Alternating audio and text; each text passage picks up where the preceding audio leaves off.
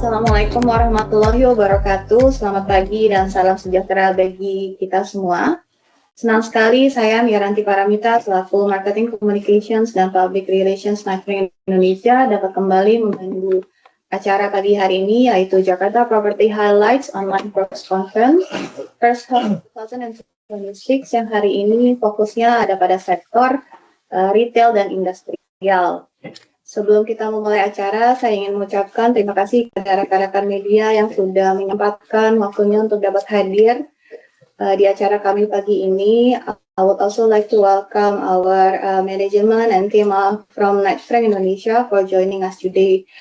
Baik, sebelum kita mulai acara pagi ini, izinkan saya juga untuk memperkenalkan esteemed speaker kita.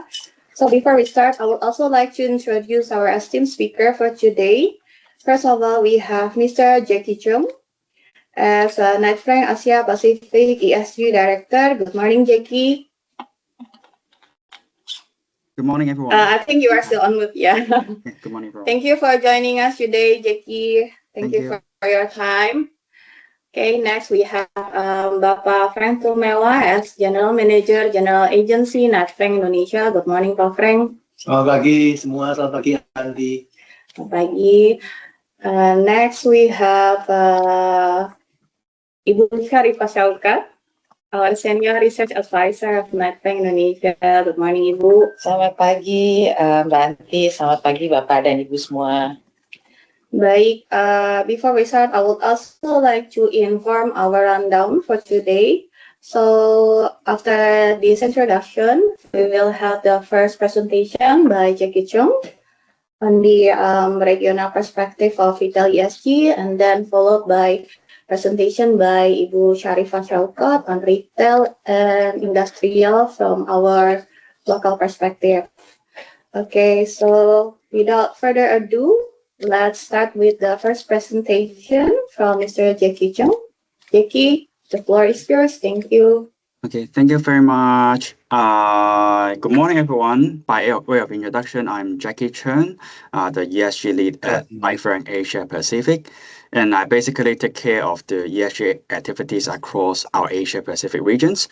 So today we will share about like the sustainable retail regional outlook. You know, last quarter we shared about the sustainability prospect of the industrial and business park development. So now this time we focus on the retail space. Next slide, please. Yeah, next slide, please. Okay.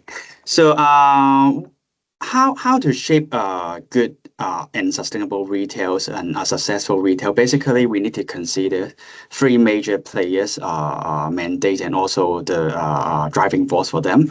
So actually, there are the retailers, consumers, and also the landlord side. So regarding the sustainable drivers, we found that the ESG commitment and the decarbonization need of those players has been increasingly important for them. So for example, for the retailer space, I will share some case studies about the retailers later on, but they are now going to seek for retail space that can support their net zero target, their sustainable fit out, and also some certifications or reporting requirements. And regarding consumer expectation, I'll also share insight later on to trigger our conversations in the later time. So, but we feel that there is increasing favor for the retail destination that combine natures, greenery, open air space that can help let the consumer enjoy the experience in the retails. So apart from these two players, the driving force will be translated into the landlord's requirements. And beyond those requirements, for the major landlord investor that happens in globally across jurisdictionals, they're basically having some portfolio-wide green certification targets. And also the investor is also increasingly expect they're having a good transition plan to how to move their retail space forwards. And I would like to also highlight one more important point is that it's about the valuation standard. So you can see that the RICS professional standard just launched a professional valuation standard that kind of mandate the valuers to consider the commercial properties valuation into the sustainability considerations. But it has just been started this year. So it will still take some time for the local valuation association and also federal to adapt the practice. So I may imagine this will happen in like 1 to 3 years times, and it will eventually incorporate into like commercial property valuation space, which will include retail as well. So they are also driving force for those development. So next slide, please. Yeah, so we first start from the retailers. So we observed that the retailers are starting to ask more about, okay, can the space that we went into can help us to meet our ESG ambitions, such as the decarbonization target. So you can see actually this target happened in a lot of global brand, not only in the luxury brand, but also in the lifestyle products, electronic products, and even some F&B sectors. So naming some example here, so start from the high-end luxury goods. So like YSL, Gucci, Burberry have their own target on the retail space that has to be green certified. That because of this will link into their ESG reporting requirement, and also the sustainability link along in some of the retailers. And also most of them, they will have their 100% renewable energy electricities target. Of course, it will happen in different countries, have different maturity on that. But basically, when they consider the retail space, they have to consider how they can source for the right power source as well. So now we go to the other brand, for example, like lifestyle brand like Adidas. They also have some taxonomy alignment. So what is meant by taxonomy is that like the classifications of the ESG KPI that they need to align with. So the ESG KPI that Adidas align with, so they said is the climate risk and vulnerability assessment, and also energy performance, and also the green certification target. So basically, they will need to consider this before they went into the space. So like other F&B sectors like Starbucks, McDonald's, so they also have their own decarbonization target, and even they will have some showcase in some of the market. For example, in Hong Kong, the McDonald's, they build their zero waste zero carbon restaurant in Hong Kong.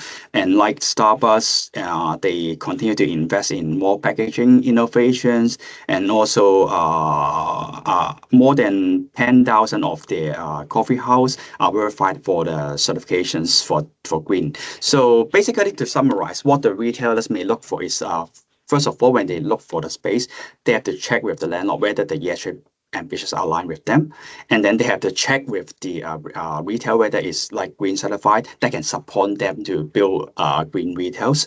So, and then third point will be like the renewable energy access for that, and then later on there are more and more requirements like regarding energy efficiency metering requirement, green need support, etc., etc. Next slide, please.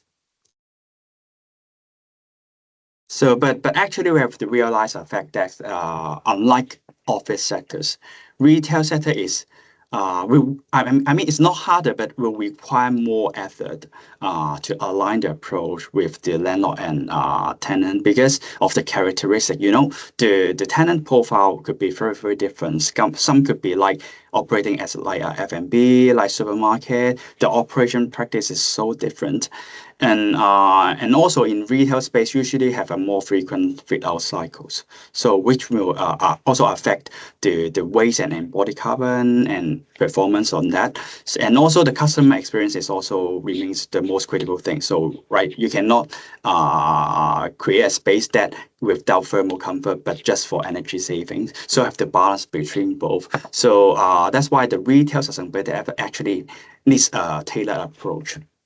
Next slide, please. And then actually that's how the landlords can come in to support the retailers to create a sustainable retail space, and also by the common area that can allow an enjoyable space for the consumers. So the next phrase first about is the landlord and tenant collaborations. So here I'm going to share some case studies in the APAC market that I think is a good practice for landlord to reference. So basically, the support by the landlord can be different angles, right? In general, could be like greening support or some incentive, some greenfield guideline, tenant ESG training, some data sharing between them, the waste reduction or data information program, and also can be the reward or sustainability milestones. And I'm going to share two case studies from Hong Kong developers. So one is from Nanfrom Group. So when they operate mixed use development in Hong Kong, it's called ASI. Actually, it's a mix of a retail space, retail mall, and then combined with some with an office towers. So basically, what they propose is a sustainability reward mechanism. So they call it net positive coins and like it's like a ESG lease, but bonded with some reward with them. So when the office tenant they move in, they can align the ESG KPI and target with the landlord, and then after they achieve that, they can gain a net positive coin. And then you can see in the app, right? They can have some coins and then can redeem. Either can be redeem in a property management fee or redeem as some coupon for the retail space or other usage, or even they can redeem as a ESG training for the internal staff. So it's for multiple years, and also it's another angle that the landlord can consider. Actually, sustainability can drive the internal economies, right? Because they go for sustainability and give you some point, and then eventually can spend into the retailers. So it's a circular economy cycles. So another example is from Swire in Hong Kong. So how they collaborate with the F&B sectors and also the retail store in Hong Kong and Chinese mainland. So the first initiative is the Green Retail Partnership Program. So some example is like LV, Kering. So they have some collaboration in the sustainability design in the F&B and also the retail store of that. So basically, they will provide greenfield guideline and then work with the clients together to achieve the design objectives. So another example is like the Green Kitchen Initiative that also support the F&B sector is always difficult because the operation pattern is very different, and we cannot just straightforward set a target on the energy reductions, but instead can be driven by the equipment efficiency of like the water equipment efficiency and also the energy equipment efficiency. So by the end of last year, so over 140 F&B tenants have already signed up with the initiative, and like some of the case study that driven by them actually can increase like close to 77% of the electricity efficiency and also 60% of the water efficiency. As you know, water is the major consumption of the F&B sectors, and overall can drive to around 40% of the carbon emissions reduction. That is one of the case of collaboration from Swire by the Kitchen Initiative. Next slide, please. So another angle is the government. So how the government can drive this retail development like that. So I'm going to share an example like in Singapore. Because it's quite new. It's just launched this year, also in April. So we start to launch the beverage container return scheme. So I'm not going to highlight only the charge, but I would like to highlight another mandate because of that, because the large supermarket outlet is required to set up a return point. So, but it can be set up either in the supermarket space or outside the supermarket within 5 meters in the walking distance. So it provides opportunities for the landlord and the retailers to collaborate. Or like it should be allocated into whole space, right? So how to provide incentive that can benefit each others. So I would say the government driver is also important for the sustainable retail space. Next slide, please. So now we move into the last angles. The last players, which will be the consumer. I'm going to share two different lenses that can shape sustainable retail development because of the consumer's preference. So first trend that we observe in the APAC market is that retail is not only shopping mall. So it's somewhere that can meet the needs of everyone's daily life.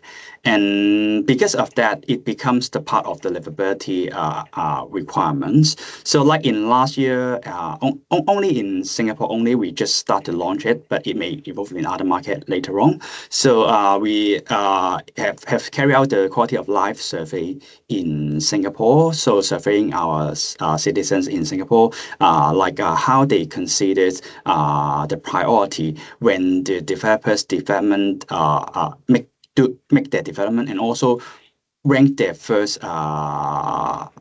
tier leisure and recreational activities. So by the result, you can see that around 50% of them they will prioritize like mixed use life cycle destination integrated with the retail mall. So that is something that they can enjoy the space, right?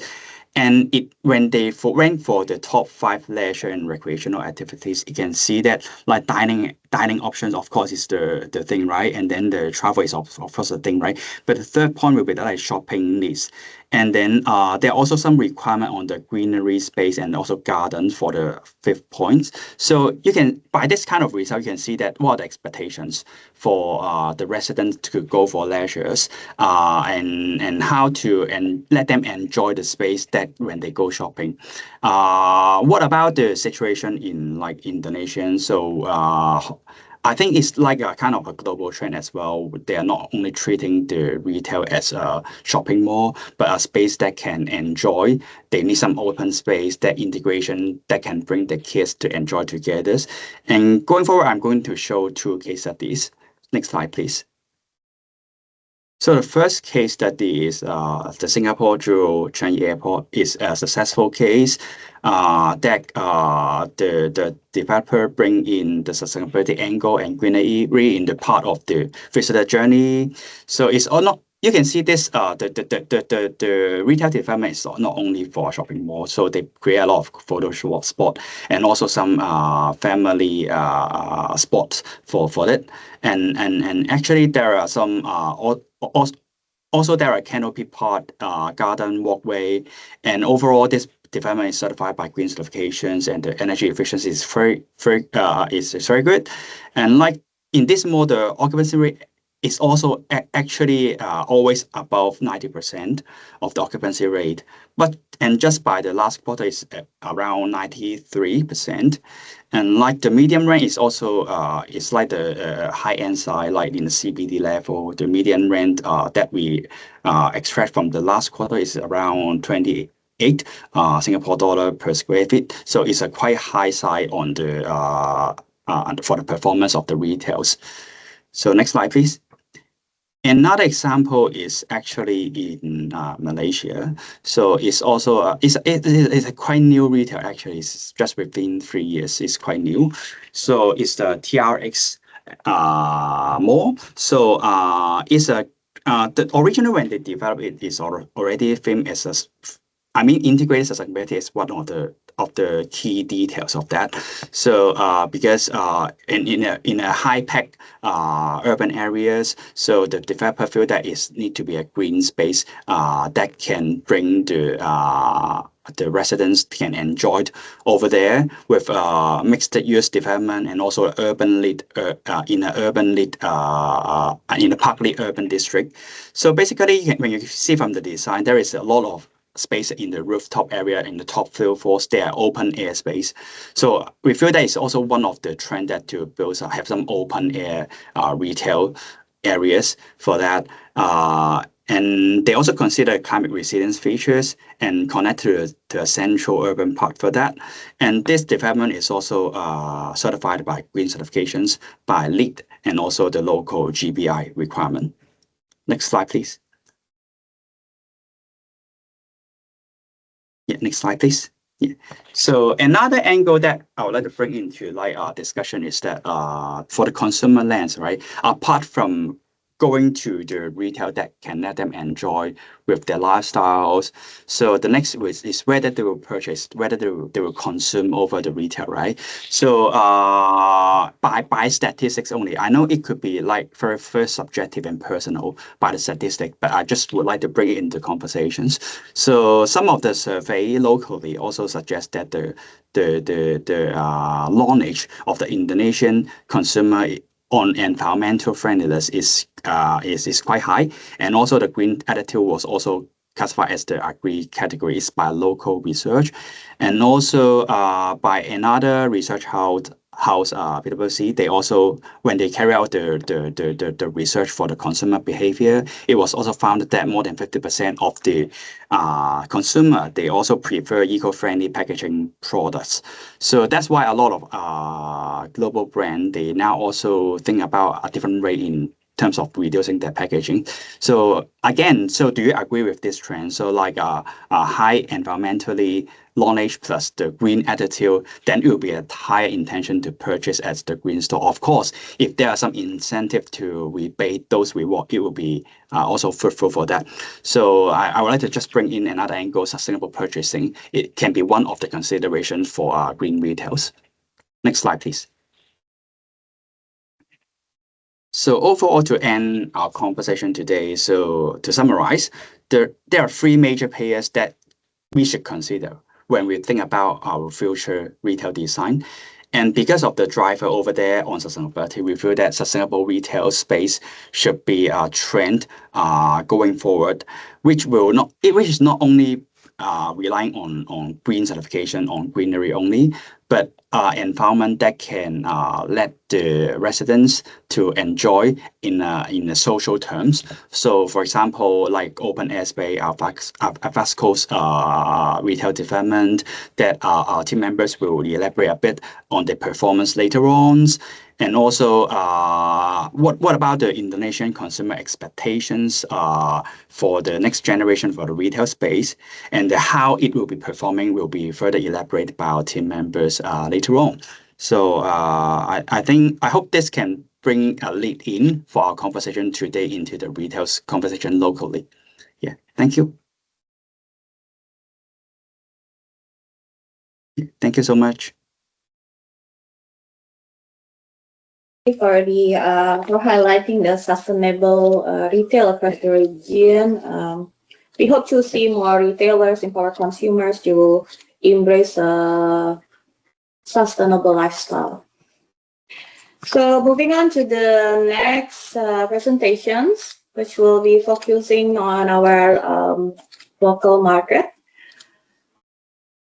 Let me invite Ibu Syarifah Syauqa to begin the presentations on the Jakarta Property Highlights first half 2026, focusing on the retail industrial sectors. Silakan Ibu. Terima kasih Mbak Anti. Selamat pagi Bapak dan Ibu semua, rekan-rekan jurnalis yang telah hadir pagi ini membersamai kami dalam press conference salah satu publikasi dari Knight Frank Indonesia yang bertajuk Jakarta Property Highlight. Pagi ini kami akan sampaikan pembaruan informasi pasar khususnya untuk periode semester 1 tahun 2026. Dan selamat pagi juga kami sampaikan kepada rekan-rekan internal dari tim Knight Frank Indonesia, Bapak dan Ibu yang telah bergabung pagi ini dalam Outlook MS Team. Terima kasih. Baik, saya langsung saja menyampaikan dua sektor yang akan kami sampaikan perbaruan informasi pasarnya yang kami ulas pagi ini, yaitu pasar retail dan pasar kawasan industri. Keduanya pada catchment area Jakarta, namun untuk kawasan industri lebih luas sedikit. Untuk catchment area yang kami bahas adalah Greater Jakarta dan beberapa area sekitarnya. Baik, untuk retail, sebelum masuk kepada tren yang terjadi dalam pasar lokal untuk retail di Jakarta, izinkan saya untuk menyampaikan apa yang dikutip atau disampaikan dalam Active Capital, satu publikasi yang dirilis oleh Knight Frank Global, yaitu terkait tren retail global. Jadi Active Capital ini adalah salah satu publikasi yang berisikan hasil survei dari responden yang terdiri dari global investor yang saat ini mungkin kira-kira menguasai sekitar 1,4 T USD untuk commercial real estate investment di dunia. Dan berdasarkan dari responden atau profil responden yang demikian, kami melihat jika Bapak dan Ibu lihat untuk grafik yang bagian kiri, ini menggambarkan preferensi para investor untuk menanamkan modal dalam sektor properti. Kita lihat bahwa retail dan industrial ada di level 3 dan 4 dalam perolehan preferensi dari para responden, atau ada angkanya di sekitar 56 sampai 63%. Sementara itu beberapa statement yang keluar dari hasil finding survey ini diantaranya adalah pada tahun 2024 setelah pandemi, retail ini telah mengalami masa di mana recovery berlangsung setelah pandemi. Dan memang dikenal untuk sektor retail ini adalah sektor properti yang memiliki masa pemulihan lebih singkat dibandingkan dengan sektor properti yang lainnya. Jadi memang karakter dari retail ini punya sifat yang short term bounce atau recovery-nya lebih cepat dibandingkan dengan sektor yang lain. Dan ini telah diindikasi bahwa pemulihan telah terjadi cukup stabil pada periode 2024. Berlangsung hingga saat ini. Di saat ini pertumbuhan relatif selektif meskipun beberapa segmen memiliki performa yang lebih unggul dibanding segmen yang lainnya. Seperti yang saya sampaikan sebelumnya bahwa industrial dan retail, khususnya retail, saat ini masuk ke dalam radar investasi dari para investor, atau sekitar 56% investor global menyatakan demikian. Kemudian speed and selectivity, ini terkait dengan kemampuan atau adaptability dari para retailer untuk mengeksekusi ruangnya sehingga sesuai atau meet the level of requirement dari para konsumen atau visitor dari retail space yang ada di global, ranah global, regional, dan saya rasa ini cukup tally dengan kondisi lokal kita saat ini. Kemudian tidak bisa dipungkiri bahwa global uncertainty juga memberikan dampak yang cukup signifikan sehingga navigasi atas pengelolaan atau strategi pengelola retail ini diperlukan. Saat ini kalau kita menilai performa retail tidak lagi berdasarkan luasan, tapi bagaimana space tersebut bisa lebih produktif dan optimal dalam memberikan value.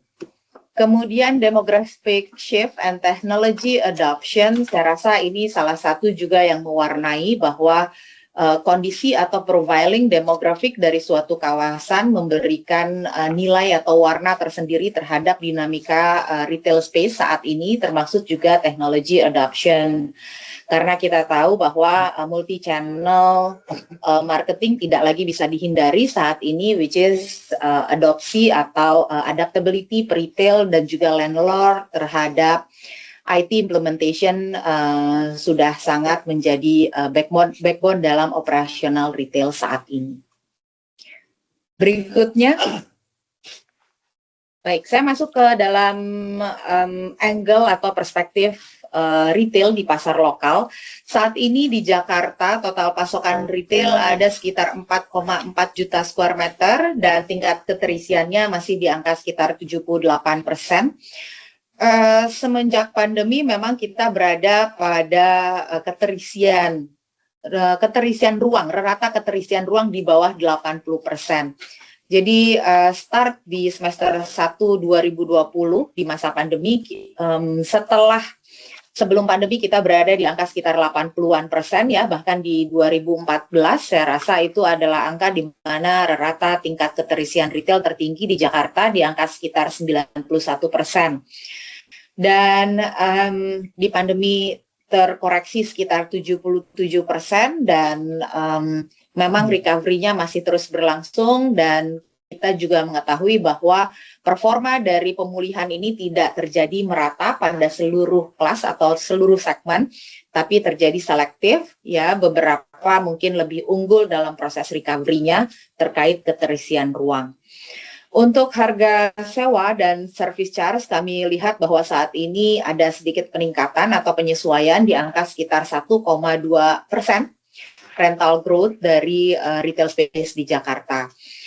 Dan dalam kondisi saat ini, di mana economical challenge tidak datang dari regional atau global performance atau global uncertainty saja, tapi juga beberapa kondisi lokal juga perlu memerlukan adaptasi, sehingga kami rasa beberapa sektor yang masih masuk atau sektor atau new tenant ya yang masih masuk di ruang retail ini adalah potential winner ya untuk terus mengakuisisi ruang-ruang di retail Jakarta. Di antaranya datang dari sektor F&B, kemudian fashion, beauty, jewelry, dan lifestyle. Kami melihat untuk F&B memang masih cukup mendominasi, bahkan hampir sekitar 70% ya, sekitar 70% datang dari F&B lokal dan sisanya dari global dan regional. Hampir separuh dari new tenant in yang masuk di semester 1 tahun 2026 ini adalah tenant baru dari sektor F&B. Mungkin di sesi Q&A kita bisa bahas lebih komprehensif terkait bagaimana pergerakan atau gerak-gerik dari sektor F&B ini masuk ke beberapa segmen di ruang retail Jakarta. Berikutnya. Ya, Bapak dan Ibu, berikut adalah gambaran dinamika dari pasokan, permintaan, dan tingkat hunian dari ruang retail Jakarta. Kita lihat untuk grafik paling kanan, menunjukkan bahwa tingkat keterisian memang ada di angka sekitar 77-78%, di semester 1 2026 ini ada di 78%.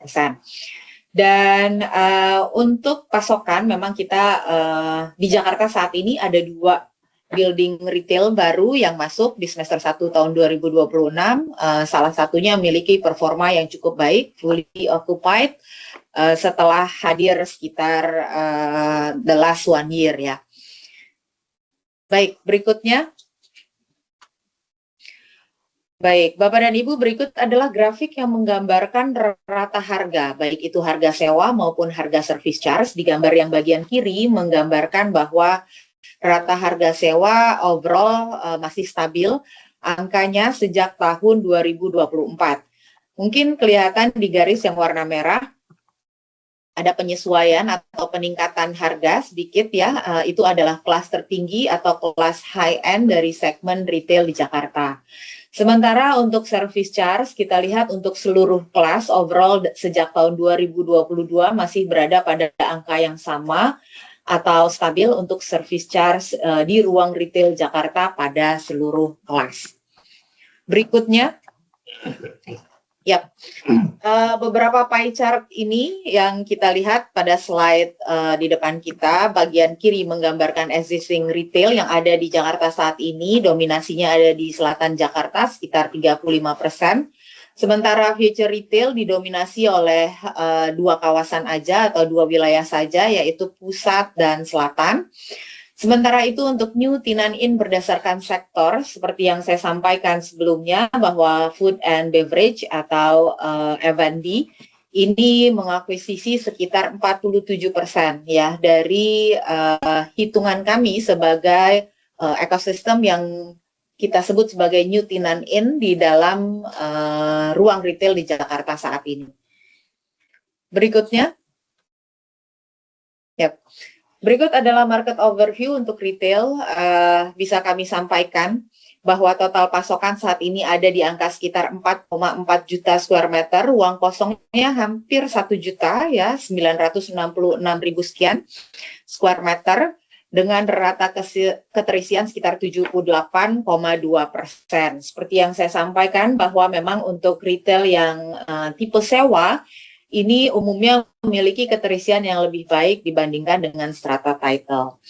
Sementara itu untuk future retail, di tahun depan kita akan kedatangan satu lagi bangunan retail baru, sementara sampai sekitar mungkin 8 tahun ke depan ya masih akan ada beberapa retail baru di Jakarta. Totalnya sampai 2034 kita masih akan kedapatan sekitar 4 retail baru di Jakarta. Berikutnya. Baik, sebagai ringkasan dari temuan kami dalam performa retail Jakarta saat ini, kami melihat bahwa new tenant F&B ini tidak hanya datang dari F&B lokal, seperti yang kami sebutkan tadi, bahwa F&B regional seperti Jepang dan Tiongkok juga cukup mewarnai ruang retail tidak hanya di kelas high-end, tapi juga pada kelas medium-low. Bahkan beberapa dari Swiss dan US pun masuk pada beberapa segmen retail di Jakarta saat ini untuk F&B. Sementara itu kami juga melihat bahwa beberapa retail di segmen tertentu juga masih melakukan renovasi sebagai bentuk dari adaptasinya terhadap dinamika atau kebutuhan atau permintaan dari konsumen saat ini. Bapak dan Ibu, mungkin beberapa waktu lalu sempat kami utarakan terkait alfresco dining retail ya, atau retail yang secara luasan mungkin lebih kecil dibandingkan dengan retail indoor yang kita temui sehari-hari dibandingkan dengan retail yang common retail yang kita temui umumnya. Dan alfresco dining retail ini sejak pandemi ya, mungkin hadir sekitar hampir mencapai 20 unit baru di Jakarta saja dengan keterisian sekitar 86%. Dan untuk alfresco dining retail, kami melihat bahwa akan terdapat sekitar 20% pasokannya ya dari overall ekosistem retail yang udah ada di Jakarta saat ini, yang berjumlah sekitar 4,4 juta square meter. Dan ruang retail saat ini tidak hanya menjadi shopping destinations, tapi sudah bergerak menjadi lifestyle destination, di mana experiential led retail memang tidak hanya terjadi saya rasa di Indonesia, tetapi juga di berbagai negara saat ini. Sehingga berbagai fenomena tren dari mulai produk hyper segmentation hingga retail hyper segmentation juga menjadi fenomena yang diindikasikan oleh para pengamat retail dalam beberapa tahun ke depan. Berikutnya. Baik, menyambung atau kami mencoba memberikan benang merah atau bridging dari apa yang disampaikan oleh Jackie Cheng terkait green retail perspektif di ranah regional dan juga ranah global. Izinkan kami untuk menyampaikan beberapa klasifikasi yang kami lakukan untuk melihat bagaimana green retail angle di Jakarta saat ini. Jadi dari apa yang kami temui untuk green certified retail memang telah ada atau telah tumbuh di Jakarta sejak tahun 2023 secara official. Namun rekam jejaknya sebenarnya hadir sebelum pandemi. Jadi mulai dari beberapa panel atau solar panel yang dipasangkan pada beberapa retail di Jakarta dan officially announced di 2023 bahwa retail tersebut telah tersertifikasi hijau. Dan juga kami melihat dalam klasifikasi yang kami buat di graf yang bagian kiri, bahwa retail with green space ini dalam arti retail dengan ketersediaan ruang hijau meskipun belum bersertifikat hijau, ini overall atau secara umum memiliki okupansi sekitar 94%. Ya, atau lebih tinggi dari overall retail pada umumnya. Sementara itu, kami mencatat sejak pandemi itu ada sekitar 300.000 net leasable area of retail ya, yang 74%-nya merupakan retail dengan green space. Ya, jadi memang kalau kita lihat sektor office saat ini ekosistem green office ada sekitar 37% dari populasi office yang ada di CBD Jakarta. Saya rasa menuju mature apa yang kita lihat sebagai green Green Office Angle ya di CBD Jakarta. Dan untuk retail saat ini saya rasa kita akan menuju ke sana meskipun ini adalah bagian dari pacing awal yang kita lalui mencapai green retail perspektif di ranah lokal. Dan untuk Tinan, kami melihat bahwa retail with green space ini saat ini ada sekitar 55% Tinannya datang dari sektor F&B.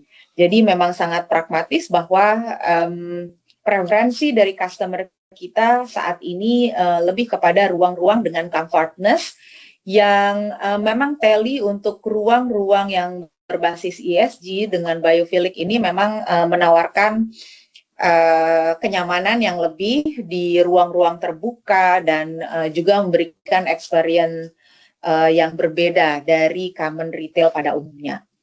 Sementara itu untuk pie chart yang bagian kanan ini terkait alfresco retail, mengingat alfresco retail ini hadir dengan green space yang relatif luas dengan open air area sehingga juga tercapai efisiensi dalam hal penggunaan energi juga dalam hal penggunaan air conditioner. Dan di retail space ini kita lihat untuk alfresco retail overall punya okupansi di angka sekitar 89% yang relatif memang lebih tinggi dibandingkan dengan alfresco retail pada umumnya dengan kondisi green areanya yang terbatas. Sementara itu untuk alfresco retail sendiri kita lihat bahwa secara umum memang dari bentuk-bentuk alfresco dining retail yang memang dominasinya adalah food and beverages.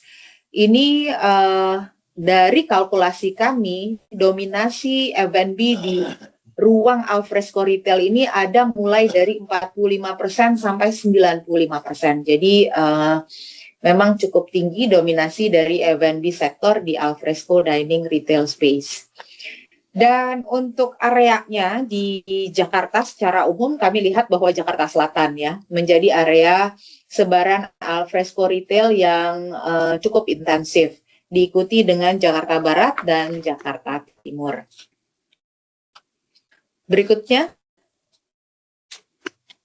Baik, Bapak dan Ibu, saya akan masuk kepada ulasan untuk Industrial Estate Greater Jakarta. Sebelum saya masuk kepada paparan terkait Industrial Estate Greater Jakarta, izinkan saya untuk mengawali dengan regional capture terkait pertumbuhan harga sewa pergudangan modern di Asia Pasifik. Jadi kenapa kita buka dengan pertumbuhan harga sewa gudang modern di Asia Pasifik? Karena ruang-ruang pergudangan ini adalah umumnya ruang yang mengisi industrial estate sehingga paparan atau informasi terkait growth of rental rate-nya bisa mencerminkan atau mengindikasikan performa industrial estate secara keseluruhan. Kita lihat dari apa yang dirilis oleh Knight Frank Asia Pacific terkait rental growth warehouse, modern logistic warehouse di Asia Pacific. Dari 17 kota yang diidentifikasi, ditemukan bahwa rental growth saat ini di semester 1 2026 ada di angka 1,2% di ranah regional. Bagaimana dengan Greater Jakarta? Dari grafik bagian kiri kita lihat Greater Jakarta ini punya rental growth sekitar 2,8%. Jadi berada di angka di atas rata-rata regional saat ini. Dan kita tahu juga bahwa permintaan ruang logistik ini di Asia terus meningkat. Saya rasa di tengah global uncertainty, kita juga menjadi pasar terkait logistik yang potensial, tidak hanya untuk memenuhi kebutuhan regional, tapi bagian dari rantai pasok global. Berikutnya. Baik, saya akan masuk kepada bagaimana pergudangan modern di Greater Jakarta secara umum. Saat ini stok yang ada untuk gudang modern di Greater Jakarta sekitar 3,1 juta square meter. Dengan rata harga yang growth-nya sekitar 5%, kemudian keterisiannya ada di angka sekitar 91%. Ya, growth-nya kalau kita lihat sejak semester kedua tahun 2025 meningkat cukup positif ya, ada di angka sekitar 5% growth-nya. Dan kalau kita lihat dalam 3 tahun terakhir, memang growth-nya meskipun fluktuatif, tapi overall menunjukkan bahwa growth terus menyesuaikan, apakah itu meningkat ataukah sedikit terkoreksi di tengah tambahan pasokan stok yang terus masuk. Kemudian top 3 potential occupier di ruang logistik diantaranya datang dari sektor otomotif, kemudian logistik dan FMCG. Sampai 2 tahun ke depan kita masih akan kedapatan new stock untuk modern logistik warehouse ada di angka sekitar 600.000 square meter di Greater Jakarta. Berikutnya. Baik, saya masuk kepada kawasan industri Greater Jakarta. Dari apa yang kami temui di pasar, bahwa total pasokan saat ini bertambah dari koridor timur menjadi sekitar 16.020 hektar. Ya, dengan penjualan lahan bertumbuh sekitar 2%, dan rata harga pun meningkat sekitar 1%. Kemudian kami melihat juga bahwa beberapa koridor, diantaranya koridor Purwakarta dari sebagai bagian dari koridor timur, ini melakukan penyesuaian harga di beberapa estate. Dan juga untuk service charge terjadi penyesuaian terutama di Bekasi dan Tangerang. Dan jika kita bicara terkait area aglomerasi Greater Jakarta sebagai area industrial estate, ya, salah satu yang prominent di Pulau Jawa, kita melihat bahwa pergerakan ini mulai meluas, ya, tidak hanya bergeser tapi bergeser dan bertambah ke wilayah Subang, bahkan ke Pulau Jawa bagian tengah, ya. Jadi dari hasil pemantauan kami juga mendapatkan bahwa setidaknya di semester 1 tahun 2026, transaksi lahan ada di angka sekitar 127 hektar. Ya, dengan dominasi serapan utama terjadi dari sektor data center termasuk EV related.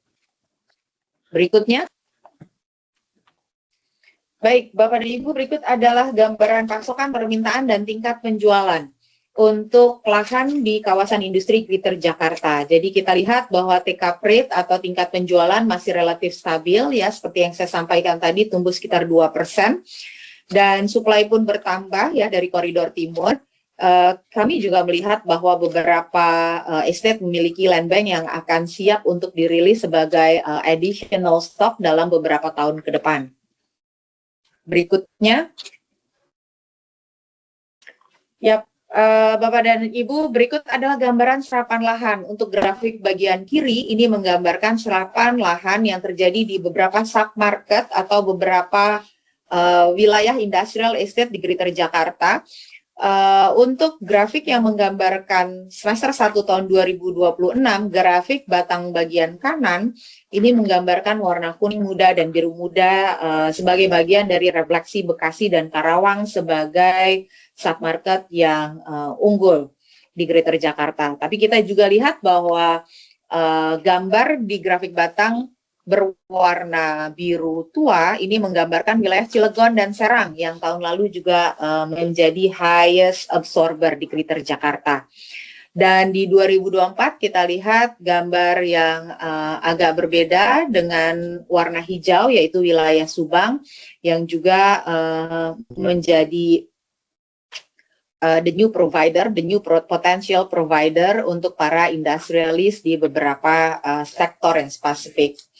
Untuk harga lahan overall di grafik bagian kanan menggambarkan bahwa beberapa submarket memiliki rentang harga di sekitar 2-3 juta per square meter, ya.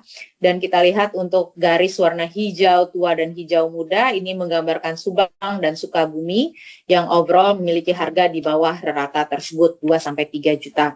Sementara untuk Bogor kita lihat karena land scarcity dari beberapa industrial estate yang ada, maka harga relatif masih cukup tinggi. Berikutnya. Baik, sebagai ringkasan pasar dari performa kawasan industri di Greater Jakarta, kami bisa sampaikan bahwa masih Bekasi dan Karawang saat ini sebagai submarket dengan transaksi terbesar di semester 1 tahun 2026.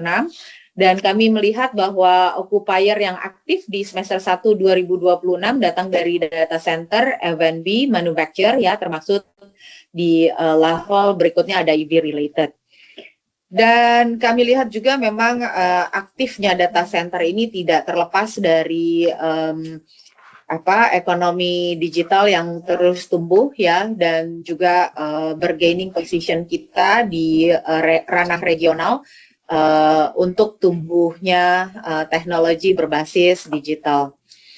Dan kemudian untuk beberapa submarket kami temui di paruh pertama tahun 2026 bahwa submarket ini unggul di beberapa serapan atau di beberapa transaksi occupier baru, seperti data center ini unggul di Bekasi dan Karawang, kemudian F&B di Bekasi, manufacture kami temui unggul di Purwakarta serapannya, dan kemudian chemical dan EV related di Cilegon. Kemudian juga seperti yang kami sampaikan sebelumnya bahwa pergeseran terjadi tidak bergeser dalam arti berubah, tapi di sini bergeser dan bertambah, ya, dari Greater Jakarta ke arah timur, apakah itu Subang dan beberapa titik yang ada di Jawa Tengah.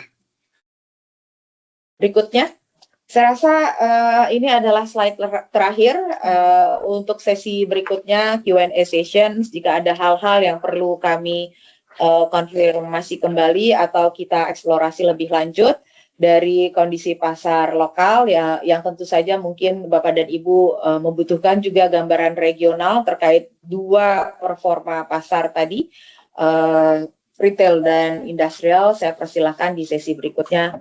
Saya kembalikan ke Mbak Miranti. Terima kasih atas perhatiannya.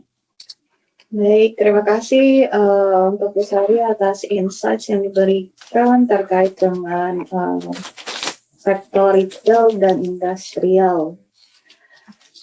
Kita moving on to the next session, which is a Q&A session. So for everyone, specifically our media colleagues who has already prepared some questions, you may drop the questions in our column chat or Q&A chat.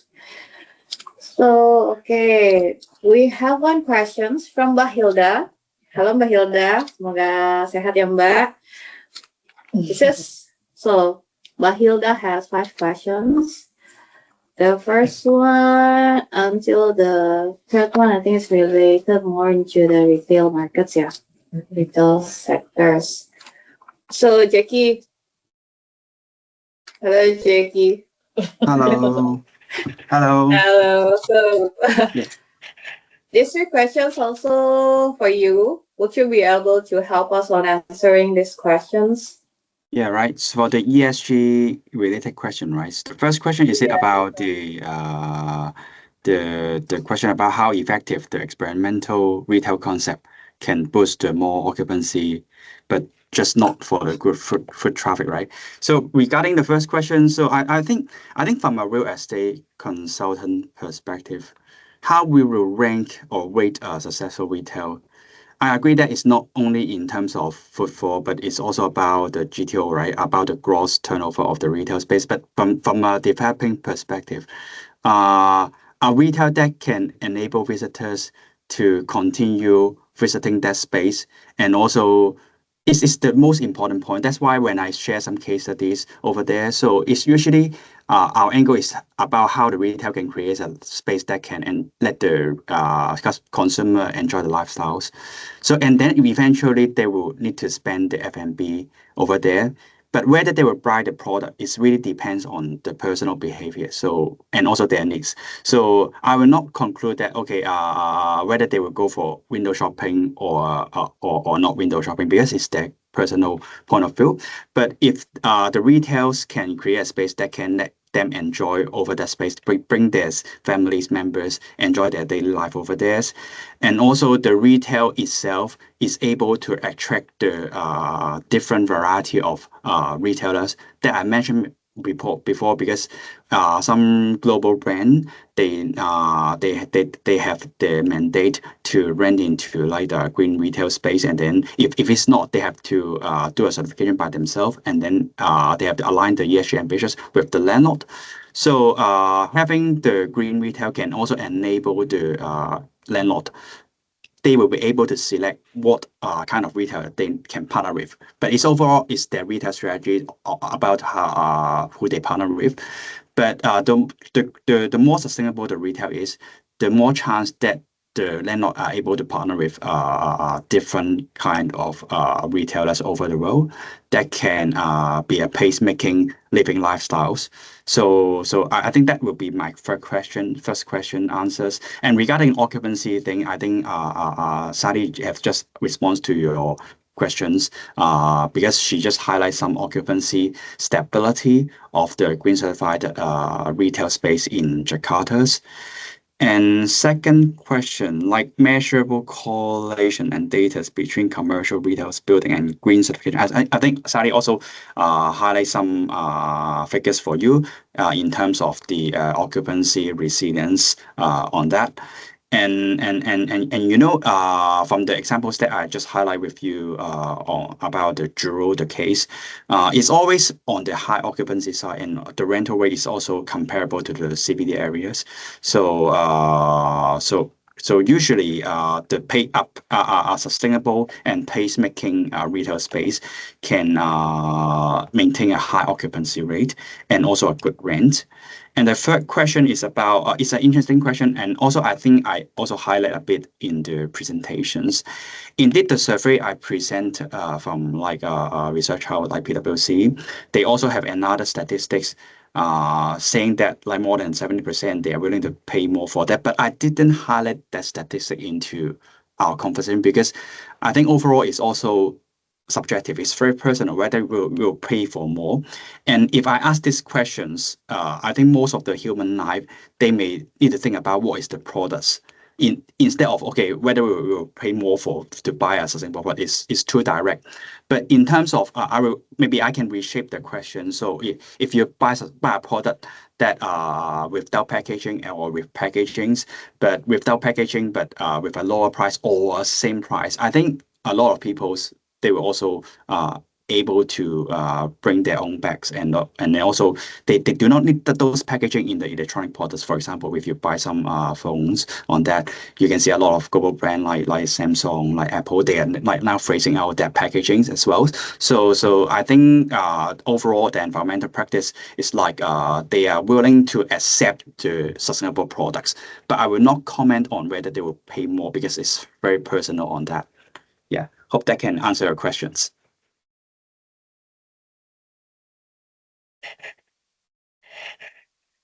Yeah, Meranti, you're on mute.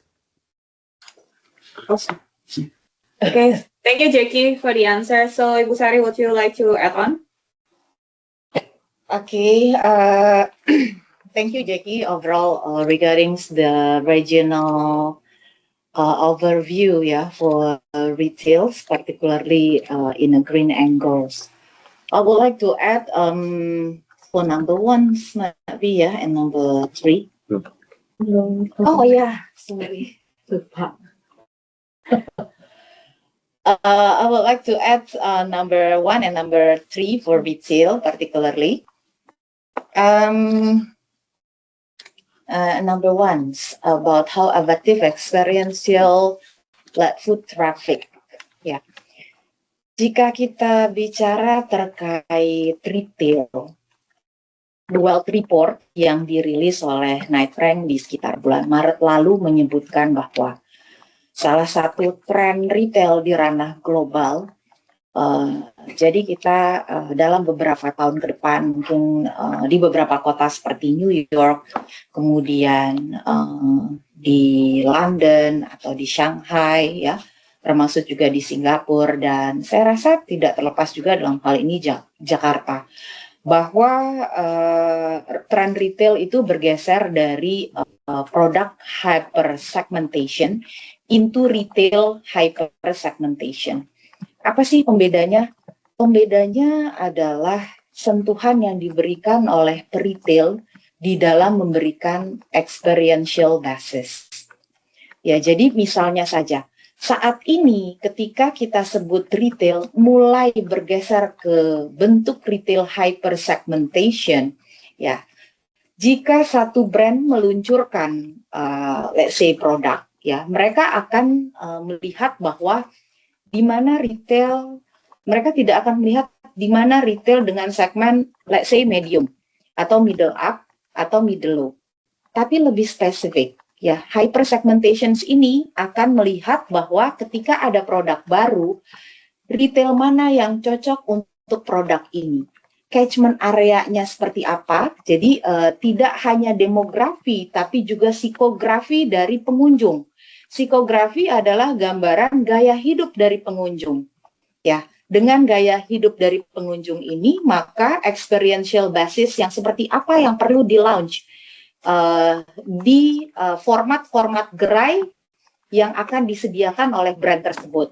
Ya, jadi pergerakannya sudah sampai spesifik seperti itu untuk hyper segmentation. Dan kalau kita lihat seberapa besar effectivity dari experiential led food traffic, ya, di Jakarta misalnya aja, dari apa yang kami sampaikan dalam green perspective angle lokal, ya, di beberapa slide barusan, kami mengkategorikan setelah pandemi ada sekitar 74% dari 300.000 retail baru, ya, common retail, ya, ini hadir dengan green space, ya, which is green space ini tentu aja memberikan pengalaman yang baru, ya, which is kalau kita lihat common area dari beberapa tahun belakangan retail mostly adalah wilayah indoor space, ya, wilayah indoor space yang brick and mortar physically, ya, beton-beton yang sangat sedikit ruang terbuka dan sangat sedikit ruang hijau. Dengan experiential basis yang menawarkan spacious green area ini, ternyata tingkat keterisiannya 94% untuk retail with green space. Ya, dibandingkan dengan retail sewa pada umumnya yang ada di angka keterisian sekitar 87%. Jadi saya rasa untuk food traffic, jika kita buat benang merahnya dengan tingkat keterisian retail, ini cukup align, ya, dalam arti konvergen untuk menggambarkan refleksi food traffic dengan tingkat keterisian tinan.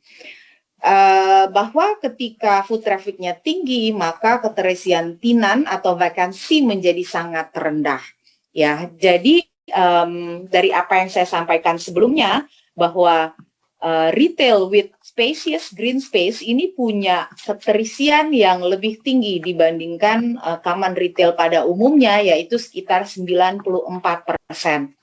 Jadi demikian saya rasa gambaran terkait efektivitas dari experiential led food traffic in retail space.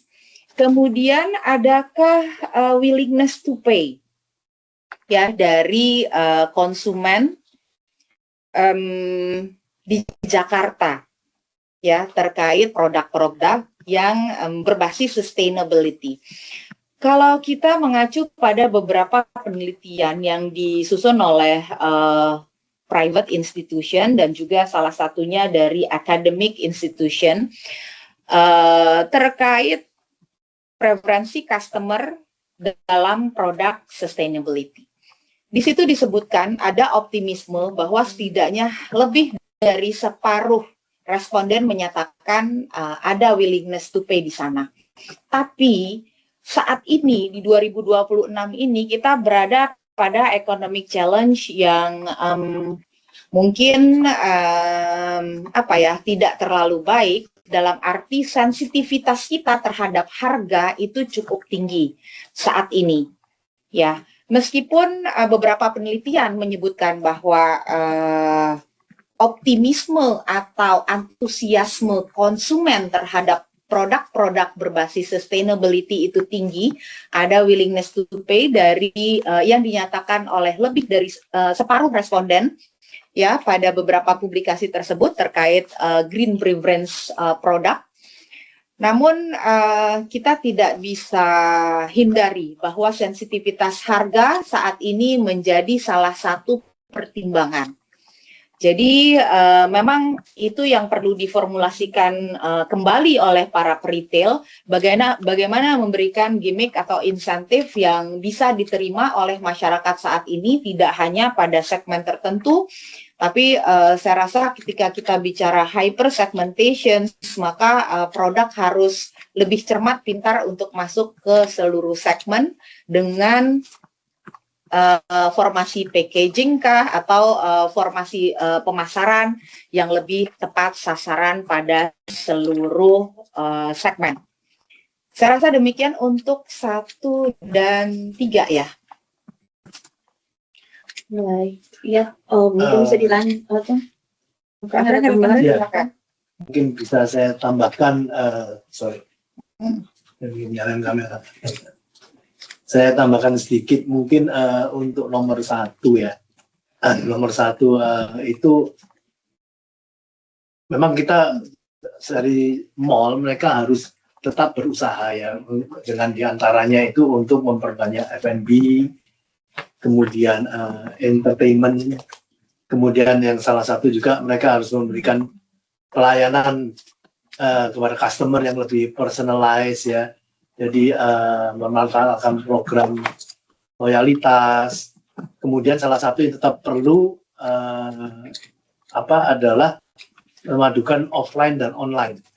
Sehingga yang para pengunjung yang ke mall itu mereka bisa melihat secara fisik barang-barang yang hendak dibeli, kemudian biasanya mereka akan kembali ke situs web mall tersebut melalui aplikasi. Sehingga hal itu adalah yang tadi barrier antara pembelian atau hanya window shopping itu dapat teratasi dengan offline dan online. Ya, kemudian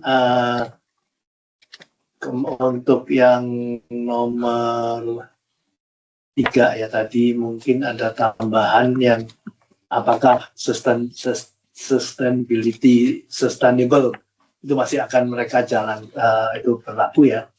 Kebanyakan sekarang itu mereka berani membeli itu untuk yang sifatnya itu health dan safety ya. Itu nomor kita lihat itu yang paling tinggi masih kalau para konsumen masih berani melakukan pembelian-pembelian terkait dengan health dan safety benefits.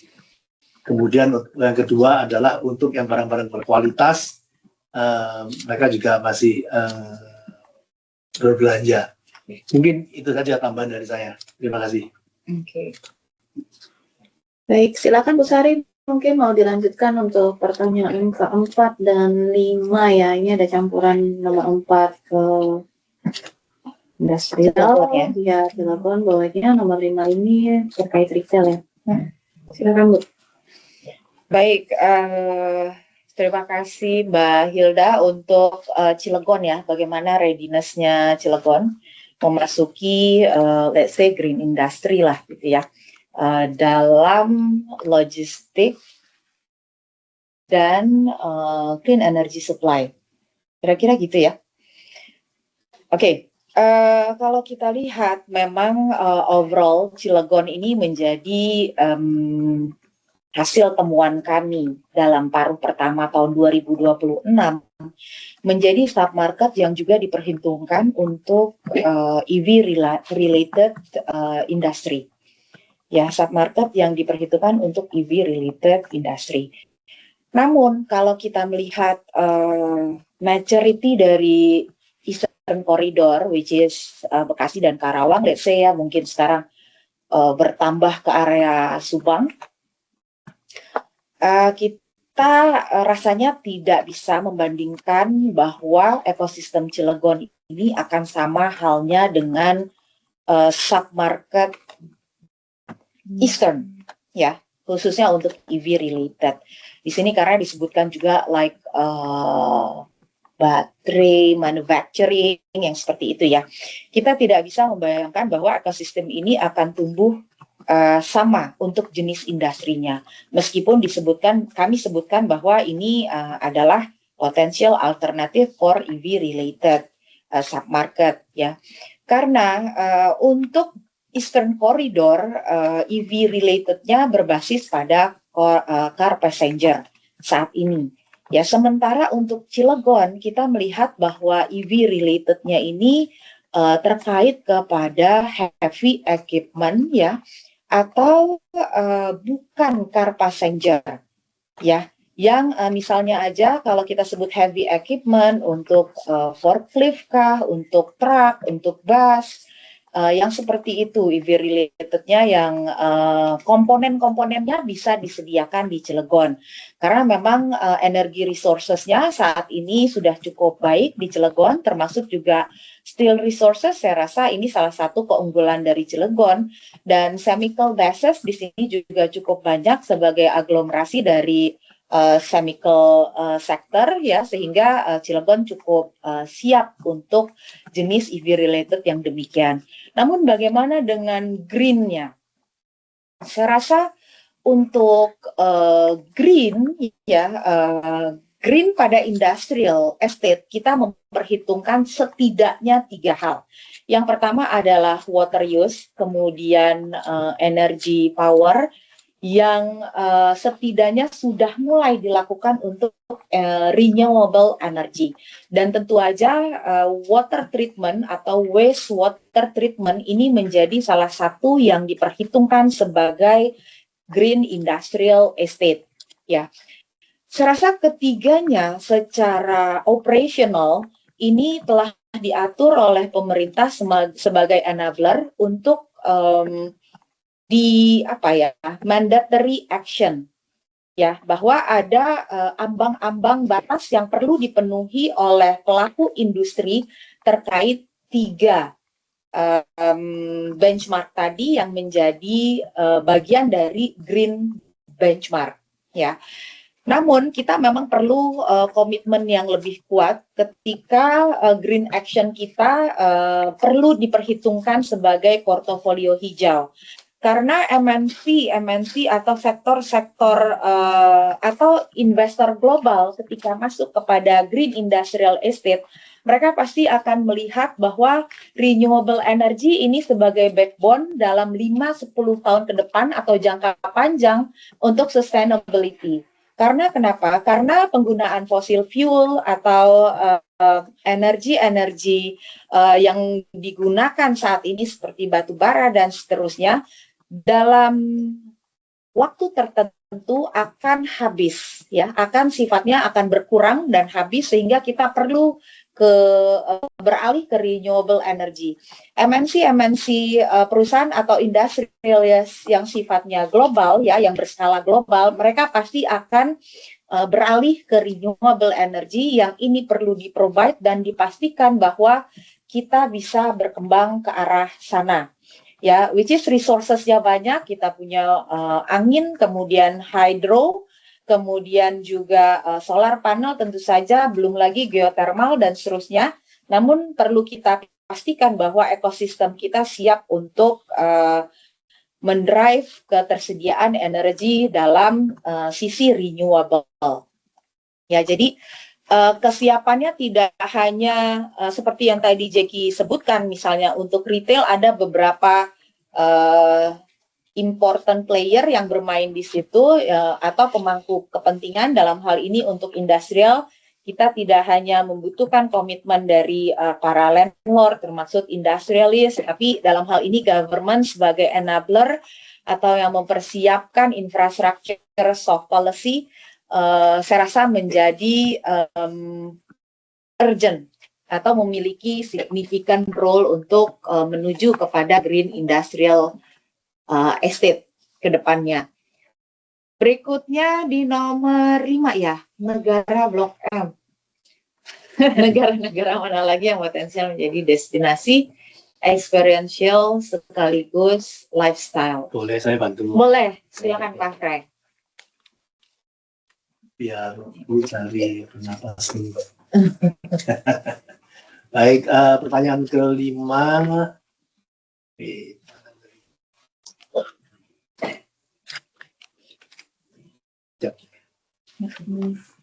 Oke, negara mana lagi kira-kira potensial destinasi experiential sekaligus lifestyle? Kalau kami amati ya, itu kemungkinan next-nya itu yang mungkin juga lagi tren itu adalah kawasan Cikini, Menteng di Jakarta Pusat. Kemudian next-nya itu adalah kawasan Kota Tua, negara Kota Tua nantinya. Kemudian juga kawasan Kota Baru, Pasar Baru. Kemudian kriteria apa yang harus dipenuhi agar negara-negara baru ini bisa secara konsisten menarik minat kunjungan? Itu kriterianya diantaranya itu area-area tersebut terintegrasi dengan transportasi publik yang mudah, seperti contohnya yang negara Blok M tadi, itu ditopang ada stasiun MRT, ada Transjakarta, sehingga mudah diakses dari berbagai penjuru, sehingga nanti kawasan-kawasan baru yang tadi seperti Cikini, Menteng, kemudian Kota Tua, Pasar Baru juga harus memperhatikan kriteria perihal transportasi publik ini yang sangat penting, sehingga area tersebut atau negara baru tersebut akan maju. Kemudian tata ruang juga perlu dipertimbangkan ya, perlu disiapkan dengan ramah pejalan kaki, jadi untuk trotoar yang lebar, terus banyak pohon-pohon sehingga pengunjung merasa nyaman berjalan kaki di area tersebut. Kemudian juga dari tenant yang ada di situ, kombinasinya juga harus seimbang antara F&B juga untuk meningkatkan lifestyle. Ini ada toko-toko hobi. Jadi para pengunjung yang ke sana selain untuk makan minum juga bisa untuk mendapatkan hobi mereka di situ. Juga dengan ada area publik yang terbuka.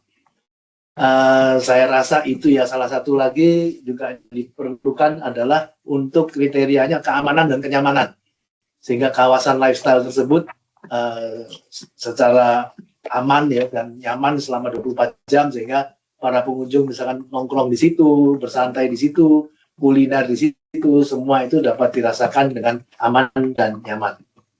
Mungkin dari saya begitu, Bu Sari, mungkin ada tambahan. Oke. Blok M ya Pak Fren ya? Negara Blok M. Oke, terima kasih Mbak Hilda. Memang saat ini Blok M jadi salah satu point of interest ya, atau destination. Kenapa? Maaf. Jadi destination site ya untuk dikunjungi nggak hanya oleh warlock nih atau warga lokal ya, tapi seringkali pengunjung dari luar kota pun curious to know apa aja sih yang ada di Blok M ya. Apa sih experience yang bisa didapatkan dari Blok M gitu. Jadi ini sebenarnya sangat tally dengan tren-tren yang kami sampaikan di depan terkait performa retail saat ini, yang tadi kami sebutkan bahwa F&B mendominasi, kemudian lifestyle menjadi salah satu yang diacu, kemudian juga saya rasa sedikit yang saya sampaikan juga bahwa affordable luxury saat ini juga menjadi salah satu fenomena yang ada di sektor retail. Pertama yang perlu kita perhatikan adalah customer behavior. Ya, sebelum beranjak ke customer behavior, pasti kita perlu melihat siapa aja sih yang masih aktif belanja saat ini. Ya. Setelah itu, dari siapa aja kita melihat segmentasinya. Segmentasinya harus masuk kepada gimana perilaku dari customer-customer ini. Kalau kita bicara atau menyambungkan antara temuan TWR atau the Wealth Report untuk hyper segmentation, kita harus membuat detail dari setiap segmen tersebut untuk menangkap peluang yang ada saat ini. Misalnya, kalau kita lihat Blok M saat ini jadi tempat untuk leisure, food and beverages ya, kita perlu melihat, let's say pada salah satu segmen saja, misalnya segmen middle up. Ya, saya rasa Blok M tidak tertutup pada salah satu segmen aja. Ini saya gambarkan middle up dulu. Ketika kita lihat demografi middle up, kemudian kita lihat bagaimana gaya hidupnya. Kita perlu tahu aktivitas digitalnya untuk kelas middle up seperti apa. Ya, kemudian waktu kunjungannya umumnya beliau-beliau ini datang ke ruang retail jam berapa? Experiential basis yang mereka harapkan seperti apa? Dari historical tracking retail experience yang dilakukan oleh middle up class itu seperti apa? Dan berapa rupiah yang dihabiskan untuk kelas ini? Ya, frekuensinya sesering apa mereka datang ke ruang retail untuk F&B dan volume transaksinya seperti apa. Jadi pola-pola ini perlu didetailkan untuk mendapatkan ketepatan ya pemasaran kita pada salah satu segmen. Itu untuk middle up aja. Pola ini pun perlu diterjemahkan untuk segmen yang lain. Segmen middle kah, middle low kah, sehingga semua segmen memiliki ruang experiential yang spesifik, ya, waktu kunjungan yang spesifik. Dan juga saya rasa ketika kita bicara hyper segmentation, tentu aja beda experiential led untuk middle up, middle dan middle low akan beda. Format ruangnya akan beda, bentuk-bentuk packaging dan penyajian dari produk atau brand yang ditawarkan juga berbeda. Nah, untuk F&B kita sekarang tahu ada istilah affordable luxury. Ya, ini juga tidak terlepas pada aksesoris misalnya ya, atau pada jewelry, tapi it happens juga pada F&B.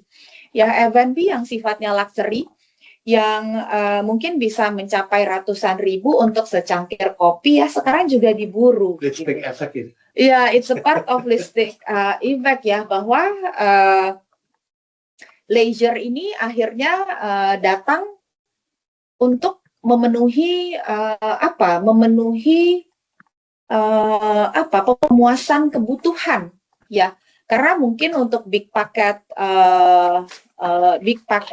commodity saat ini tertahan dan konsumen jadi lari untuk affordable luxury. Affordable luxury saya rasa ini pada setiap segmen punya ciri khasnya masing-masing. Ya, as a F&B suppliers di Blok M saat ini ya, yang mostly memenuhi lifestyle, saya rasa juga perlu memperhatikan pola-pola affordable luxury dari setiap segmen yang masih moving transaksi atau volume transaksinya saat ini. Saya rasa demikian untuk nomor 5. Oke, baik. Terima kasih tanggapannya para Bu Sari dan Pak Frank. Kita lanjut ke pertanyaan yang terakhir ya. Ini karena tidak ada pertanyaan lagi dari rekan-rekan. Oke. Ini sebenarnya pertanyaan dari sesi 2 minggu lalu, Bu. Cuma kita belum gitu ya. belum sempat tanggapi ya, beri jawaban karena sektornya terkait dengan industri. Oke, kawasan industri bergeser ke arah timur ya. Apa yang masih akan mendominasi ke depan? Kemudian data center masih akan mendominasi asal ada sektor lain. Baik, beberapa tahun belakangan memang kami melihat bahwa kawasan timur ini terus bergerak ya, meluas dan bertambah submarket atau catchment area yang bisa ditransaksikan, tidak hanya tertutup pada Bekasi, Karawang, dan Purwakarta. Kita lihat juga Subang di tahun 2024 ya, jadi EV related submarket yang potensial juga. Dan beberapa area di tengah Pulau Jawa juga diperhitungkan sebagai potential submarket. Ya, untuk saat ini jika ditanya gimana sih yang bergerak nih, masih apa aja untuk kawasan industri. Memang kawasan industri di Greater Jakarta dan meluas lah ya di bagian timurnya, kita melihat diversifikasi terjadi. Ya, tentunya manufacture menjadi basis yang kuat saat ini. Yang tidak bisa dihindari bahwa manufacture masih menjadi, kalau boleh saya sebut ini manufacture menjadi basis grow-nya dari industri. Tadi beberapa submarket juga kami sebutkan sebagai basis dari manufacture ya. Tadi kami sebut diantaranya yang transaksinya besar ada di Purwakarta untuk semester 1 2026. Jadi kami melihat volume driver dari manufacture sector ini masih sangat diharapkan ke depannya. Kemudian bagaimana dengan EV? EV ini menjadi kalau tadi kita lihat tidak hanya Bekasi dan Karawang yang tumbuh menjadi submarket potensial untuk EV related, kita lihat saat ini di semester 1 ekosistem itu tumbuh ya di pacing awal atau di fase awal sebagai growth driver untuk EV related. Jadi kita punya alternatif submarket tidak hanya di Eastern Corridor, tapi in other specific matter, Cilegon juga tumbuh untuk EV related, khususnya untuk heavy equipment dan non passenger car. Ya, jadi EV komponennya, EV manufacturing-nya juga saya rasa alternatif Cilegon sangat baik dengan ketersediaan energi dan still resource basis yang cukup kuat. Dan bagaimana dengan data center? Saya rasa digitalisasi ekonomi dan tidak hanya pada ekonomi, tapi digital financing, kemudian juga kita lihat bahwa teknologi digital ini masuk ke semua lini aktivitas ekonomi. Ya, dan kita di Southeast Asia menjadi salah satu yang diperhitungkan kontribusinya sebagai active player. Like di Southeast Asia kita menjadi digital economic generator sekitar 45% dari overall Asia Tenggara. Ya, sehingga saya rasa data center saat ini jadi value driver. Ya, kita memang tahu bahwa Singapura dan juga let's say Malaysia menjadi salah satu yang punya Bergen yang cukup kuat as a digital hub, as a established regional hub untuk Malaysia. Tapi untuk large scale opportunity grow for data center, saya rasa Indonesia punya peluang yang cukup besar ya dalam beberapa tahun ke depan. Dan untuk land availability kita melihat bahwa nggak hanya Greater Jakarta yang bisa tumbuh untuk value driver industrial in data center, tapi kita lihat juga ada Batam dan Surabaya yang juga saat ini sudah ikut tumbuh dalam fase-fase menuju pertumbuhan yang lebih aktif lagi. Ya, kemudian pemerintah sedang mempercepat pembangunan tol Cikampek 2 Selatan. Akankah ada pertumbuhan industri baru di sisi selatan? Jadi untuk industrial estate, yang pertama ketika akan tumbuh, kita perlu perhitungkan land availability dan tentu saja akses, karena operasionalnya tidak terputus pada akses ketika harus port basis atau market basis ya. Dan kemudian untuk operasional kawasan industri kita perlu melihat 3 sumber utama, yaitu power, water, dan labor. Ya, which is ketiga instrumen utama ini kita perlu melihat wilayah-wilayah yang memang sudah established menyediakan infrastruktur tersebut. Ya, jadi saya tidak melihat bahwa akan ada kawasan industri baru, tapi perluasan, let's say, Eastern Corridor akan meluas ke wilayah bagian selatannya. Ya, jadi wilayah-wilayah dengan connectivity di Southern part yang terhubung dengan wilayah Eastern Corridor, saya rasa ini akan menjadi perluasan baru, area perluasan baru.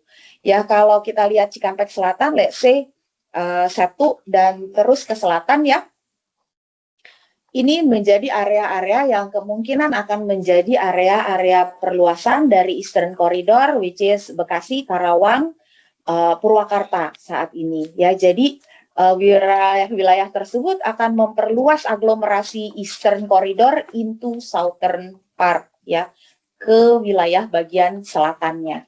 Saya rasa demikian apa yang bisa saya sampaikan, Mas Ubaidillah, atas tren perluasan kawasan industri yang terjadi saat ini di Greater Jakarta ya, dan berbagai infrastruktur yang terus dikembangkan oleh pemerintah sebagai bagian dari menuju kedewasaan penyediaan ya, pemasokan kawasan industri di Greater Jakarta.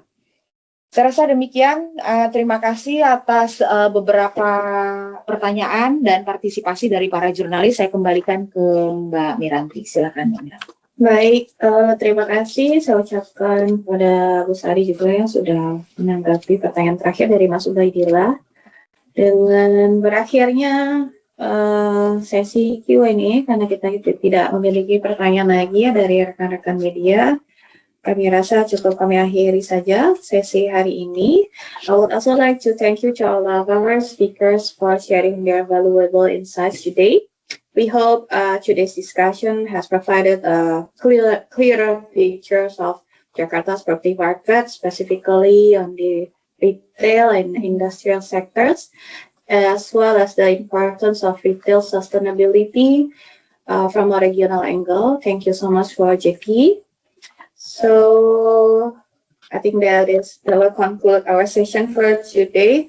Would also like to thank you for everyone for joining us on our session, especially for our journalist colleagues. Terima kasih banyak sudah bergabung pada acara kami hari ini. Kami ucapkan terima kasih banyak untuk supportnya dan mohon maaf jika selama event ini berlangsung terdapat kendala-kendala teknis ya. Nantinya jika memang memiliki pertanyaan lanjutan mengenai sesi hari ini bisa langsung di WhatsApp saja ke saya, ataupun nanti kita akan follow up kembali dengan saya akan sharing mengenai press release kami hari ini dan juga deck presentasi beserta recording dari sesi hari ini. Jadi bagi rekan-rekan yang hari ini terkendala, misalnya tadi ada salah satu jurnalis dari Mbak Erika, PPT-nya nih nggak muncul gitu ya slide presentasi kami, nanti akan kami share ya Mbak, jadi mungkin bisa didengar kembali recording untuk sesi hari ini. Saya mohon maaf sekali untuk kendalanya hari ini dan terima kasih atas supportnya. Kami akhiri sesi hari ini. Terima kasih. Wassalamualaikum warahmatullahi wabarakatuh. Terima kasih Bapak Ibu semua. Terima kasih. Terima kasih.